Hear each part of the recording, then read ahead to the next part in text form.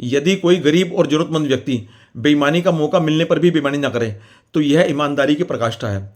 वरना आज के युग में तो खुद को ईमान वाले कहलाने वालों के ईमान पर भी कोई भरोसा नहीं।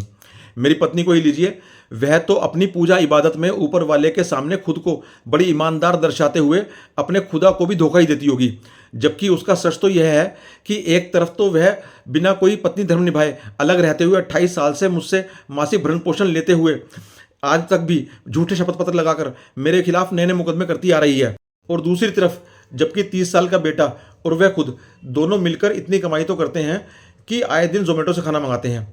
फिर भी जहां मुझसे भरण पोषण प्राप्त कर रही है वहीं मुझे मृत घोषित करके विधवा पेंशन लेनी भी शुरू कर दी। और जब मेरे डेथ सर्टिफिकेट का इशू हुआ और पेंशन रुकी तो अपने पिता का डेथ सर्टिफिकेट लगा के उनकी विधवा बनकर अपनी पेंशन कंटिन्यू करा ली। जबकि पिता के उसी डेथ सर्टिफिकेट पर उसकी माताजी भी विधवा पेंशन ले रही थी। माँ और बेटी दोनों ने एक ही पति की विधवा बनकर यह धोखाधड़ी उस समय शुरू की थी जब विधवा पेंशन मात्र 300 रुपये महीना ही मिलती थी, जबकि साथ रह रहे बेटे का एक दिन का ही जेब खर्च 300 रुपये है। सही सक्षमता होते हुए भी बेटा अपनी माँ को ऐसे चिंदी चोरी वाले काम करने से इसलिए नहीं रोकता क्योंकि वह नियत में अपनी माँ से भी बड़ा लालची और मुफ्तखोर है।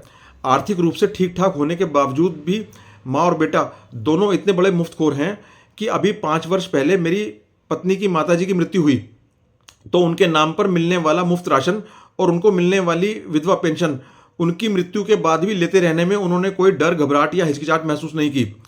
मुझे उनकी धोखाधड़ियों की पूरी जानकारियां संबंधित विभागों में कई बार आरटीआई डालने पर प्राप्त हुई हैं। अच्छी खासी आजीविका कमाते हुए भी माँ बेटे की ऐसी खराब नियत को बेईमानी और मुफ्तखोरी की पराकाष्ठा ना कहें तो क्या कहें।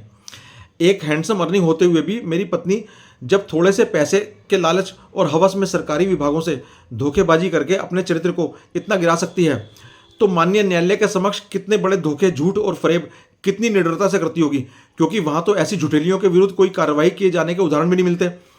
अब पीड़ित पुरुष समाज और कुछ सामाजिक संगठन इस घुटन को सड़क से लेकर सोशल मीडिया तक उजागर कर रहे हैं।